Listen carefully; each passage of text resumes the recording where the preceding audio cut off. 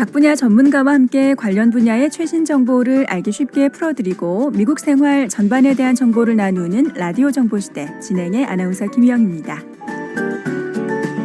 오늘은 김필라 변호사와 함께합니다. 네, 안녕하세요 변호사님. 네, 안녕하세요. 네, 어느새 오늘이 8월 마지막 날이에요.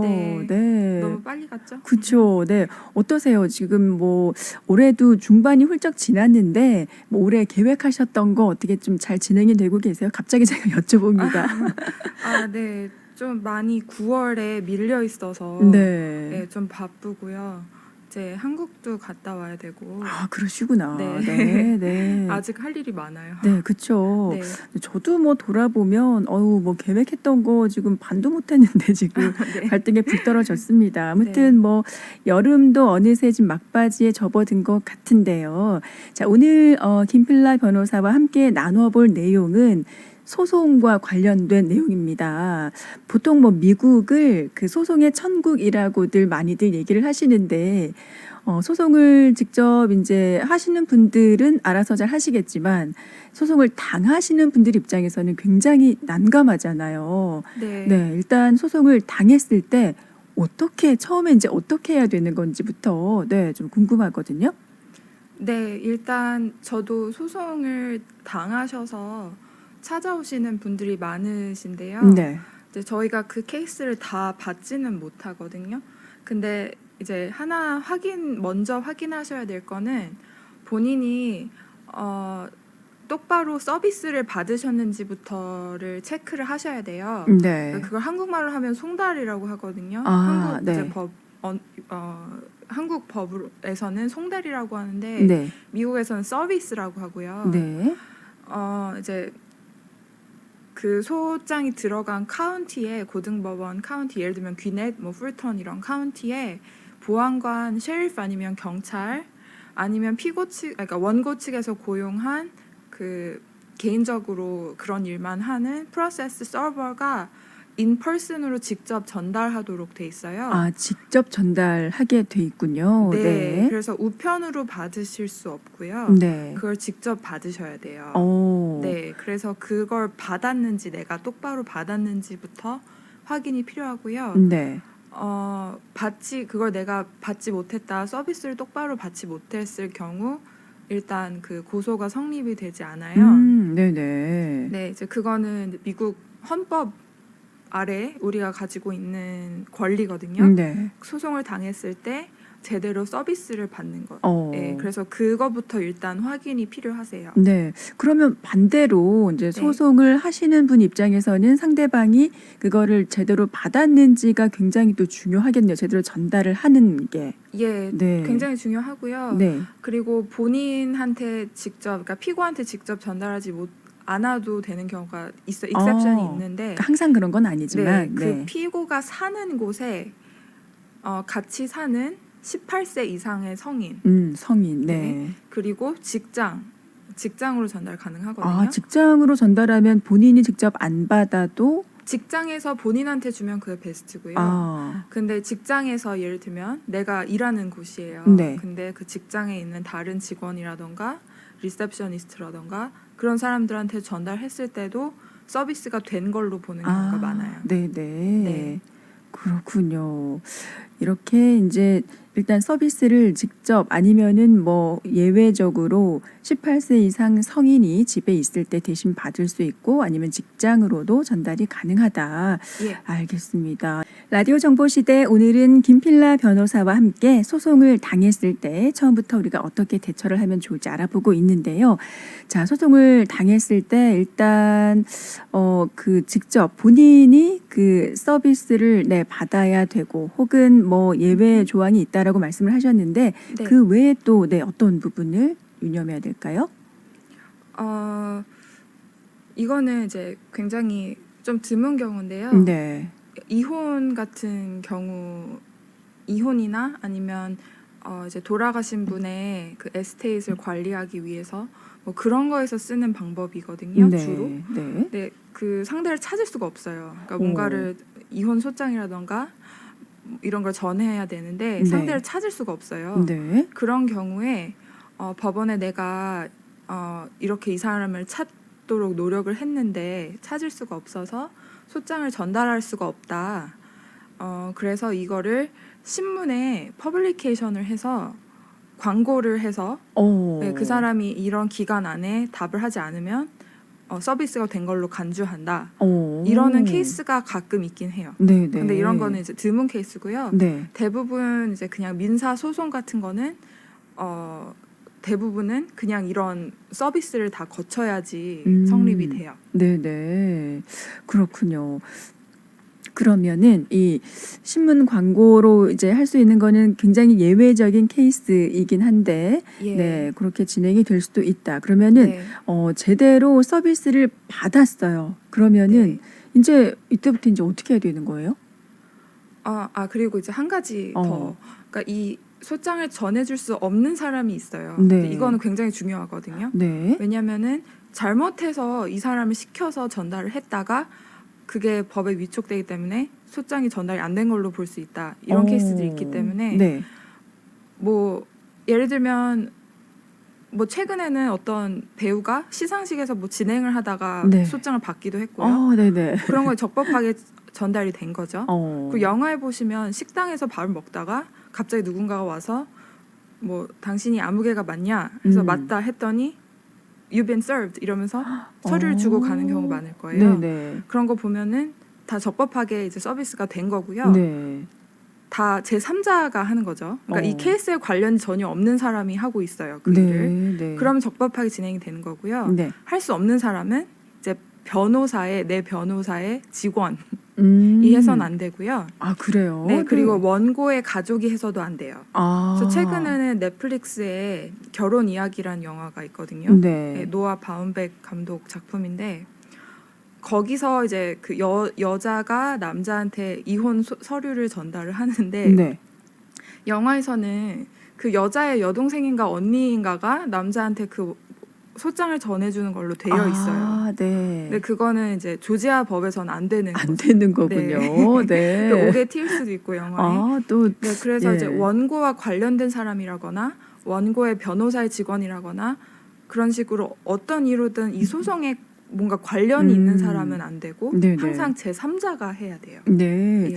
일단 서비스를 받았는데 그게 정말 제대로 받았는지부터 확인을 해야 되겠네요. 예, 그게 네. 굉장히 중요해요. 네네. 미국에서는. 그거를 이제 보통 우리들은 잘 모를 수 있기 때문에 그것부터 이제 변호사의 도움이 필요하지 않을까 싶은데, 그러면은 이제 제대로 받았을 경우에 네. 제 생각으로는 바로 변호사한테 달려가야 되지 않을까 싶어요. 네.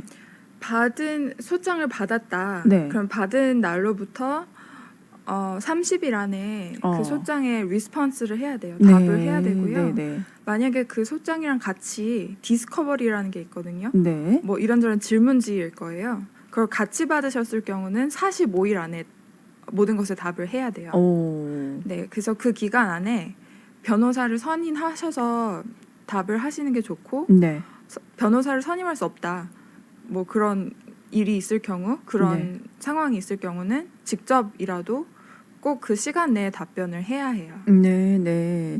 또 보면 이제 소송을 당했을 때에도 내가 네. 혼자 한번 해보려고 하시다가 아마 많은 분들이 이제 하시다가 이제 조금 좀 힘에 부치셔서 또 그 사무실 문을 두드리시는 분들도 많이 계시지 않을까 싶어요. 어떤가요? 네, 많이 계시고요. 네. 사실은 소송을 당하면 거기에 답변하는 거에서 그 과정에서 뭔가 문제가 생길 수도 있고요. 네. 내가 알지도 못하는 사이에 테크니컬리 음. 이걸 뭐 인정해버렸다거나 아, 아니면 이 시간을 놓치거나 네네. 이러면 사실은 곤란해지거든요. 네. 네, 그래서 사실은 변호사를 선임하시는 게 베스트예요. 근데 이제 그렇죠. 그걸 모든 분들이 다 할 수가 없다. 금전적인 이유로든 아니면 뭐 여러 가지 이유가 있겠죠. 네. 예, 그렇지만 어쨌든 답변은 하셔야 되고요. 일단 답변하는 그게 가장 게 중요하고요. 첫 시간 번째니까. 네. 네. 그래서 변호사를 사셔서 하시는 게 가장 베스트예요. 그분들이 그렇죠. 이제 어떻게 답변해야 하는지 알고 보통 네. 또 변호사끼리 이제 또 예를 들면 시간이 더 필요하다 하면은 늘릴 수도 있고 네네. 그런 여러 가지 장점을 사용하실 수 있기 때문에 네. 네, 어쨌든 변호사를 사시던 혼자 하시든 시간 안에 답변하시는 게 가장 중요해요. 네네. 그게 일단은 30일 안에 답변을 해야 되고 예, 뭐 질문지 같은 그 디스커버리 서류가 같이 있을 경우에는 뭐 15일 정도 늘어나서 45일 안에 답변을 해야 된다. 네. 이게 이제 개인적으로 소송을 당했을 때이잖아요. 네. 뭐 관련해서 뭐 좀 더 좀 덧붙이고 싶으신 말씀이 있으신가요, 혹시? 또 한 가지는 네. 내가 아니라 내 회사가 소송을 당했어요. 그러니까 예를 들면 내가 무슨 회사를 운영하고 있는데 네. 그 회사가 소송을 당했어요. 예를 들면 내가 네. 운영한 가게에서 누가 넘어졌다, 네네. 다쳤다. 그래서 그 사람이 내 회사를 소송을 했어요. 내 네. 비즈니스를. 조지아에서는 코퍼레이션인 경우 혼자 답변을 하지 못해요. 그래요. 네, 그래서 네. 코퍼레이션인 경우 꼭 변호사를 선임하셔서 변호사가 답변을 해야 돼요. 변호사 없이 회사가 혼자 직접 답변을 했을 경우 답변을 하지 않은 것으로 간주될 수가 있어요. 그래요. 네, 그래서 네. 내 회사가 소송을 당했다. 그러면은 그거는 힘드셔도 무조건 변호사를 선임하시는 게 필요해요. 왜냐하면 조지아 네. 법상 회사는 본인을 레프레젠트 할 수가 없기 때문에 네, 꼭 변호사 선임이 필요합니다. 네. 그런 경우는. 개인은 뭐 능력이 된다면 하실 수도 있지만 그래도 변호사 선임을 추천드리고요. 그렇죠. 네. 능력이 있다면 변호사가 되셨겠죠. 네, 하지만 뭐 내가 은퇴한 변호사다 그럼 뭐 상관없겠지만 그러면은 그렇죠. 그리고 내가 회사인 경우는 절대적으로 변호사 선임이 필요하세요. 이 부분은 네. 굉장히 중요한 부분이네요, 정말 많이. 네, 안 하셨다가 이게 결국 안 한 걸로 돼서 저희한테 그러네요. 오신 분들도 있으시고요. 그럼 기간을 넘긴 거가 되는 건가요, 답변을? 그렇죠.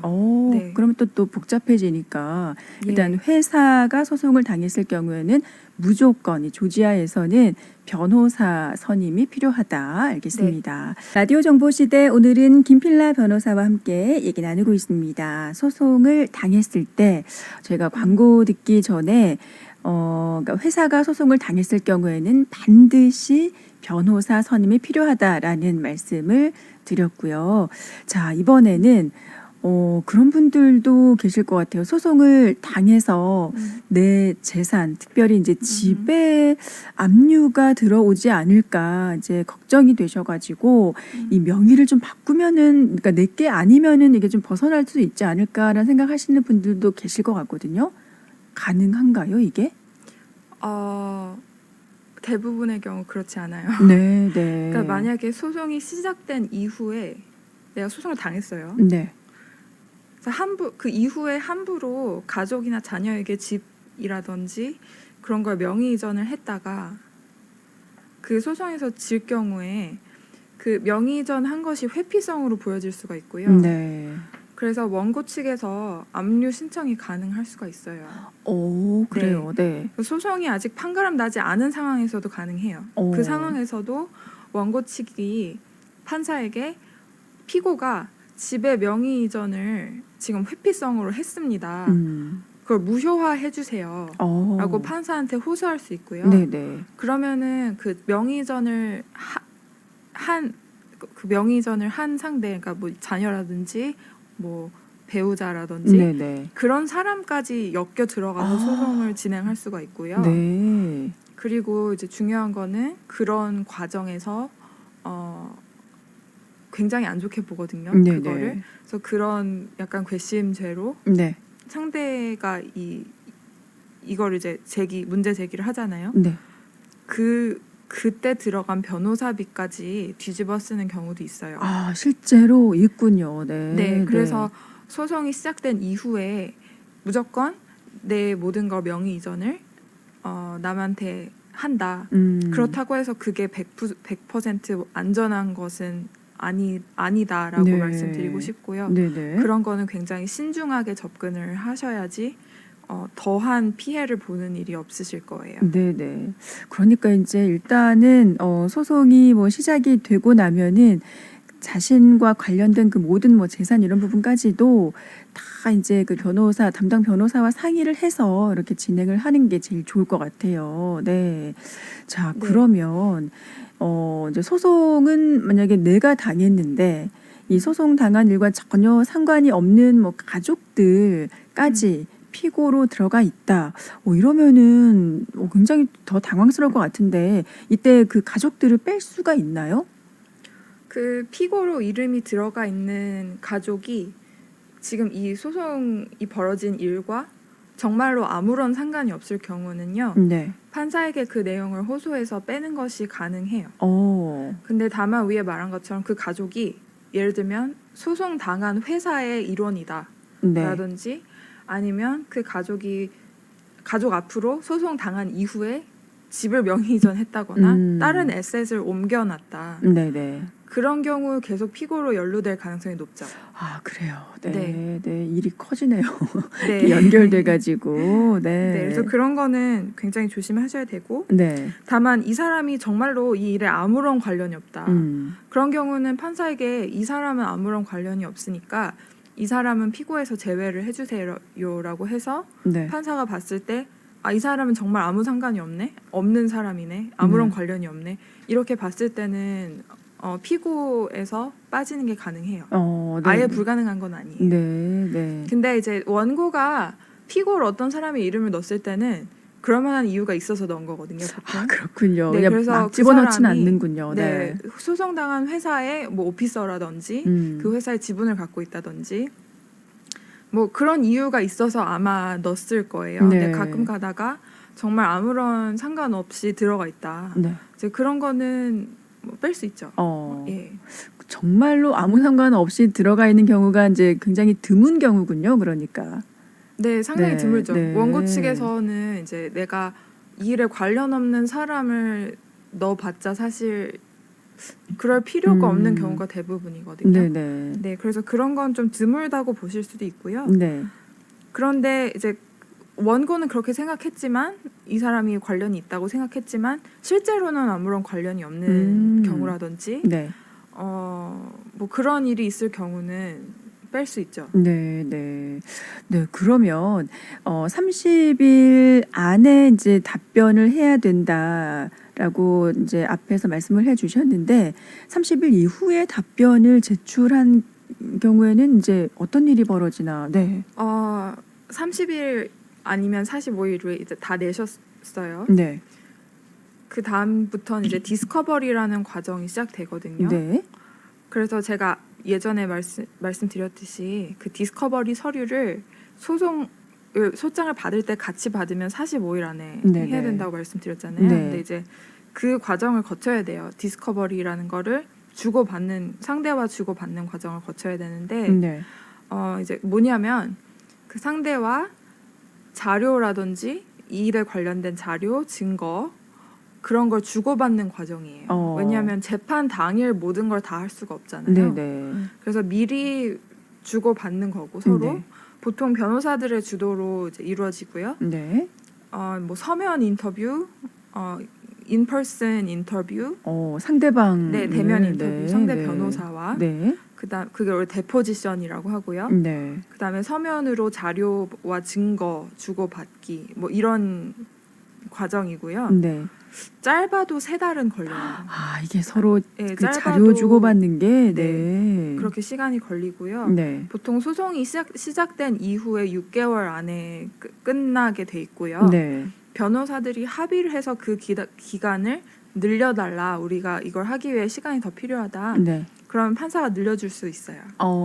네. 네. 서로 이제 그 얘기가 되면 네. 이 과정에서 그 클라이언트는 변호사한테 무조건 정말 협조를 잘 해주셔야 돼요. 네, 그렇죠. 네, 그 변호사가 사실 이 일에 대한 모든 걸 알아야 하고요. 네. 왜냐하면 재판할 때 갑자기 모르는 일이 튀어나오면 안 돼요. 그러니까요. 그렇기 때문에 네. 내가 가진 거를 변호사한테 다 주시고 변호사한테 아시는 걸 다 말씀드리는 거가 좋고요. 네네. 변호사는 내가 잘못을 해서 소송을 당했더라도 그 피해를 그 데미지를 최소화하기 위해서 일을 하는 사람이기 때문에 네.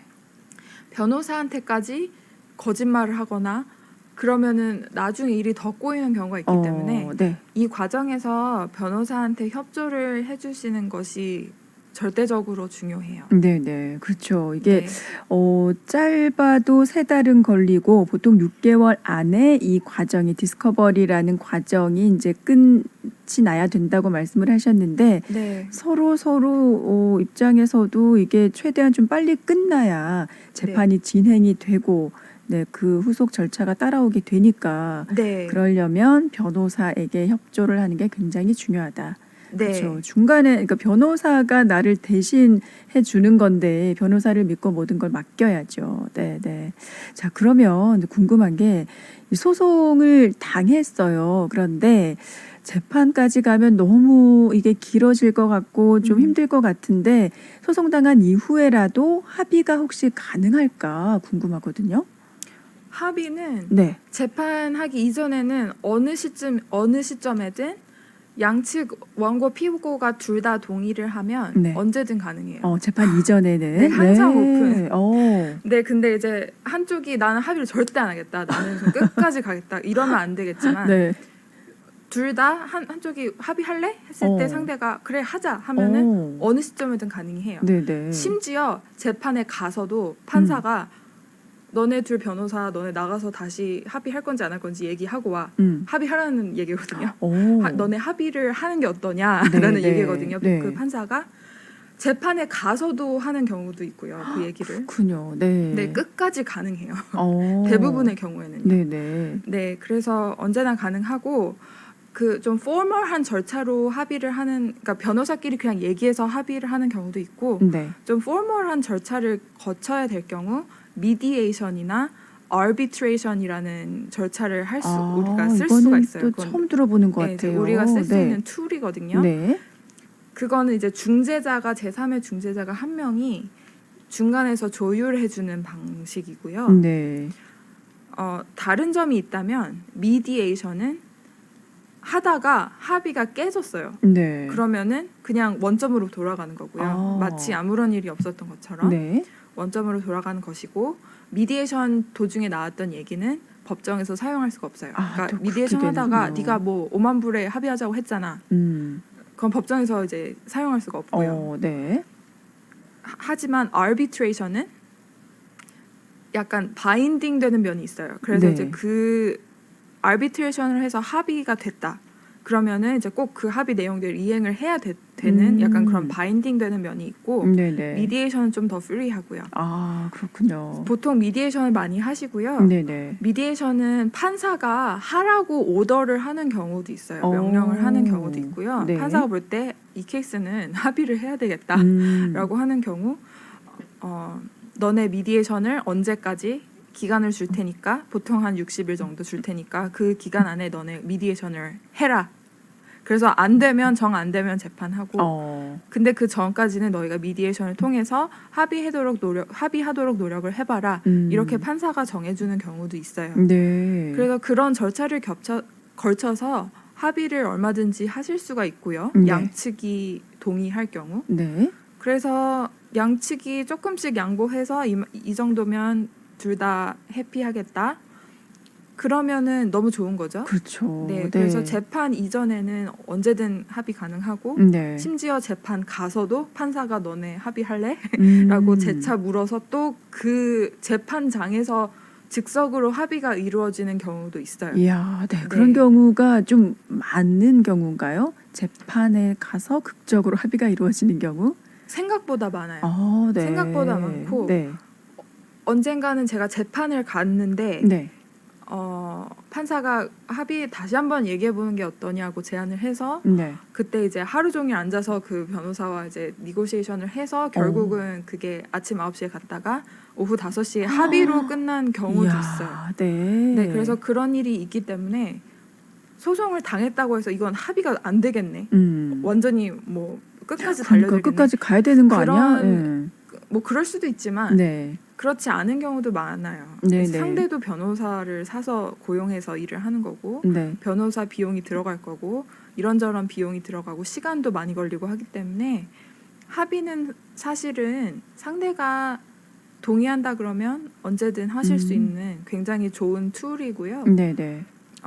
하는 입장에서 받는 입장에서 둘 다 합의는 정말 좋은 툴이라고 생각하시면 돼요. 네네. 네. 그렇죠. 뭐 재판장에 가서도 판사가 합의를 해보지 않을래라고 이제 권유를 하는 경우까지, 그러니까는 그렇죠. 끝까지 소송으로 가는 것보다는 서로 이제 합의하에 잘 조율하는 게 가장 좋은 방법이죠. 그래서 이제 그럴 네. 때 또 가장 필요한 게 변호사의 도움이 아닐까 싶습니다. 이 재판을요, 보통 이제 판사님이 이제 판결을 내리지만 이제 네. 재판에 이제 미국 하면은 또 배심원 참여 재판을 빼놓을 수가 없는데 이 신청을 하면은 이게 배심원 참여 재판으로도 가능한 건가요? 네, 사실 배심원 참여 재판은 네. 그 소송당한 피고에게 주어진 그 미국 헌법상의 권리 중 하나예요. 네. trial by peer라고 하거든요. 네. 그러니까 나와 같은 시민들에게 이제 재판을 받는다 그런 컨셉인데요. 네. 원고가 원하면 배심원 참여 재판을 하게 해주세요라고 신청 가능해요. 네네. 배심원 참여 재판 신청을 할 수도 있는데 이제 안 하시는 분들이 있어요. 그 네. 이유는 시간이 많이 걸리고요. 아. 네. 그리고 사실 배심원들이 이제 참여해서 결정을 내리는 거거든요. 네네. 법적인 문제에 대해서. 그런 과정에서 내가 볼 땐 이건 판사가 결정한 게 맞는 것 같다. 내가 볼 때 이거는 법에 의해서 이 케이스가 너무 클리어한 케이스이기 때문에 네. 내가 봤을 때는 판사가 하는 게 훨씬 나을 것 같다. 이런 경우에는 이제 배심원 신청을 안 하실 수도 있고요. 네네. 판사가 하면 사실 더 빠른 것도 사실이고요. 네. 왜냐면 혼자서 이제 다 듣고 뭐 이렇게 하기 때문에 그 배심원들 고르는 과정이라든지 그 사람들 다 모아서 이런 시간을 줄일 수가 있기 때문에 네네. 그냥 판사가 하는 거는 벤치 트라이얼이라고 하고 네. 배심원 참여 재판은 주리 트라이얼이라고 하거든요. 네네. 배심원 주리예요, 네. 미국에서는. 그래서 여러 가지 이유로 할 수도 있고 안 할 수도 있는데요. 만약에 원고가 하고 싶다 그러면은 그거는 권리로 내 권리 중 하나로 할 수 있어요. 네네. 네. 그러니까 그 어떤 그 상황에 따라서 나에게 유리할 것 같다라면은 배심원 참여 재판을 신청할 수가 있겠네요. 그렇죠. 네, 이제 네. 거기 배심원 참여 재판 이제 양날의 검이라고 할 수 있는데요. 네. 뭐 배심원들을 썼을 때 뭔가 내 케이스가 더 좋게 결과가 나올 수도 있을 것 같다. 사람들의 이제 마음을 움직이고 해서 좋은 결과가 나올 수도 있을 것 같다. 하지만 네. 이제 뭐 예를 들면 옛날 영화 중에 12 Angry Men이라는 영화가 있어요. 네. 12명의 성난 사람들이랑 영화인데 또 그거랑 비슷한 한국 영화도 있어요. 배심원들이라고. 아, 네네. 그런 영화에서는 배심원 한 명이 이건 아닌데 하고 이제 뭔가 반기를 들어서 네. 엄청난 변수가 돼서 케이스가 달라질 수도 있다. 네. 이제 그렇게 생각하시면 되고요. 네네. 배심원들은 어쨌든 사람들이 뭔가 감정에 휩쓸릴 수도 있고 그들 나름의 논리를 쓸 수도 있고 그 여러 명이 모여서 결정을 하는 거기 때문에 변수가 굉장히 많죠. 네. 그래서 양날의 검이군요. 네, 그래서 그게 유리할 수도 있지만 제가 볼 때는 이 케이스는 판사가 결정하는 게 베스트 같다. 그런 경우에는 이제 그냥 배심원 신청하지 않고 네. 그냥 하는 편이에요. 네네. 네. 그러니까 보니까 변호사님 이제 그 재판 관련 영화들을 챙겨 보시는 것 같아요. 그렇죠? 아무래도. 사실은 거의 네. 안 봐요. 아, 왜냐면 그래요? 법 네. 관련된 드라마라든지는 거의 안 보고요. 오. 스트레스 받기도 하고. 네네. 네, 그래서 잘 안 보는데. 또 일의 연장으로 느끼시는구나. 네. 워낙 영화를 좋아해서. 네. 네, 그 두 개는 재밌게 봤고요. 네네. 우리가 얻어가야 할 교훈은 배심원 재판은 변수가 굉장히 많다. 그래서 사실은 배심원 재판을 했을 때 약간 이건 아닌 것 같은데 법에 이건 아닌데 하는 결과가 나올 수도 있고요. 또 반대로 법에 완벽하게 일치하는 결과를 배심원들이 내놓을 수도 있고요. 네. 이거는 어떤 그룹이잖아요. 네. 그 그룹이 왔다 갔다 하는 거를 조절하면서 또 변호사라든지 피고 원고는 그들이 어떤 결정을 내릴지 사실은 잘 예측할 수가 그렇죠. 없는 그런 네. 면이 많기 때문에 네. 네, 좋은 제도긴 하지만 어떤 경우에선 나한테 유리할 수도 있고 불리할 수도 있다. 그거를 잘 생각하고 내 상황을 잘 파악해서 결정하시는 게 좋다고 말씀드리고 싶어요. 네. 자, 그리고요. 이런 경우도 있지 않을까 싶어요. 뭐 소송을 정말 이제 말도 안 되는 내용으로 이제 사실이 아닌 걸로 소송을 당했는데 이제 성공적으로 잘 방어를 해서 이겼단 말이에요. 예, 그런데 그랬을 경우에 변호사 비용이 발생했을 때 상대방에게 이거를 청구할 수 있지 않을까라는 생각도 해보거든요. 네, 가능해요. 일단 가능하고요. 네네. 가능하다는 거는 가능하지만 이제 100% 보장된 거는 아니고요. 네네. 정말 말도 안 되는 내용으로 소송을 당했어요. 네. 진짜 너무 말도 안 돼요. 그리고 이거는 그 상대가 증거도 가지고 있지 않았고 아무런 그런 게 없는데 나를 그냥 소송했어요. 괴롭히려고. 예. 네. 근데 그런 게 괴롭히려고 소송했다가 네. 판사 눈에 보일 경우 아 그렇네. 예를 들면 회사가 잘못했어요. 네네. 잘못한 것도 아니야. 근데 회사가 뭔가 일을 했는데 네. 그 회사를 소송하지 않고 굳이 그 사람을 개인적으로 했다. 근데 증거도 없었다. 이 사람이 네. 잘못했다는 증거도 없었고 법적으로 잘못한 것도 아니었다. 사실은 네. 봤을 때 그런 경우 변호사비를 받은 경우 있고요. 네네. 여러 번 있고요. 네. 반대로 내 클라이언트가 소송을 했어요. 근데 좀 너무 아무것도 생각 안 하고 그냥 혼자서 하셨어요. 그래서 진짜 말도 안 되는 소송을 했는데 네. 상대가 변호사비 내놔라 하고 이제 다 끝난 재판을 끝난 이후에 이제 이거는 진행이 되고요. 네네. 판사에게 별도로 호소장을 제출해야 돼요. 내가 억울하게 소송을 당했고 이겼어요. 네네. 그러니까 저 사람한테 내가 지금 쓴 변호사비를 내도록 해주세요라고 네. 하거든요.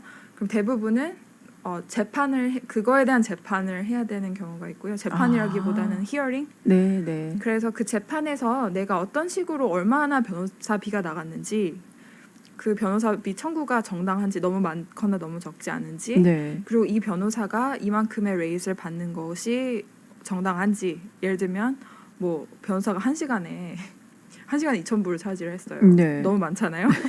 좀 많은 편이죠. 이제 그거는 이 지역에 같은 비슷한 경험치의 변호사들이 얼마나 받느냐 이제 이런 걸 보기도 하고요. 네. 그래서 이제 제가 한번 신청했을 때 이제 상대 변호사가 김필라 변호사가 1시간에 350불을 차지했어요. 너무 많아요. 네. 라고 했어요. 그래서 이제 판사가 그걸 보고 350불 너무 많네. 325불로 해. 이런 식으로 조절을 되는군요. 하고 이제 네. 판사가 정해주게 돼요. 네. 그래서 변호사비 청구하시는 거 가능해요. 네. 다만 소송을 내가 말도 안 되는 거짓 내용을 당했다. 그런 경우는 이제 거의 받으실 수 있지만 네. 뭐 내가 소송 당할 만했어요. 아니면 내가 뭐 그런 경우는 네. 안 주는 경우도 있죠.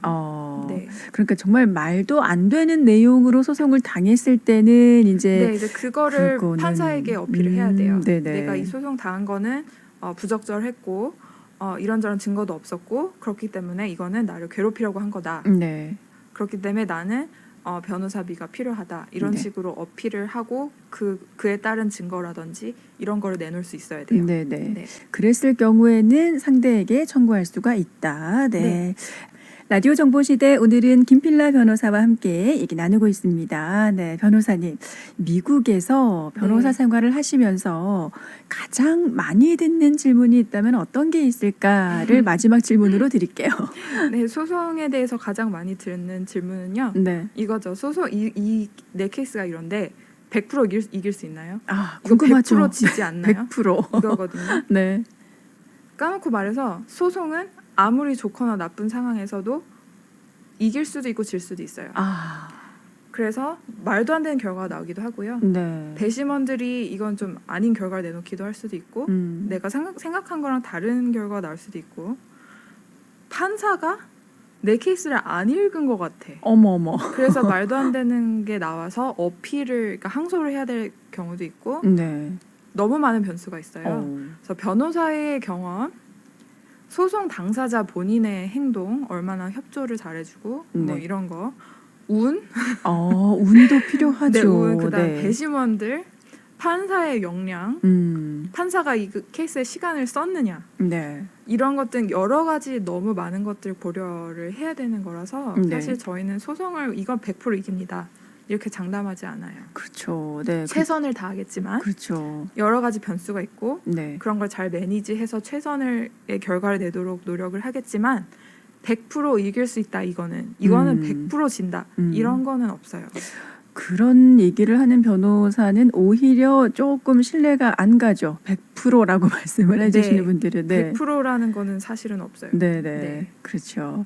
알겠습니다. 자, 라디오 정보시대 오늘은요, 김필라 변호사와 함께 있습니다. 네. 오늘 말씀 감사합니다. 네, 감사합니다.